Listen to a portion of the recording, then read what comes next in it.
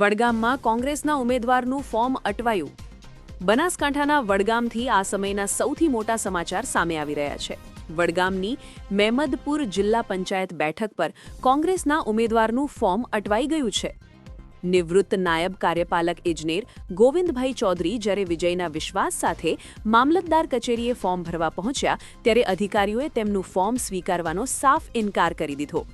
કારણ જાણીને તમે પણ ચોંકી જશો. વડગામની મતદાર યાદીમાં ઉમેદવારનું નામ જ ગાયબ હતું. નોંધનીય છે કે ગઈકાલે સવારે એક વિશાળ સભા ગજવ્યા બાદ સેંકડો સમર્થકોના વિજયનાદ સાથે ગોવિંદ ચૌધરી ફોર્મ ભરવા નીકળ્યા હતા. તેમની સાથે ધારાસભ્ય જિગ્નેશ મેવાણી પણ હાજર હતા. જ્યારે ફોર્મ ન સ્વીકારાયું ત્યારે ધારાસભ્ય મેવાણી અને ચૂંટણી અધિકારી વચ્ચે ભારે તૂ મેમે થઈ. કલાકો સુધી દલીલો ચાલી, ગરમાગરમ બહેસ થઈ, પરંતુ પરિણામ આવ્યું શૂન્ય.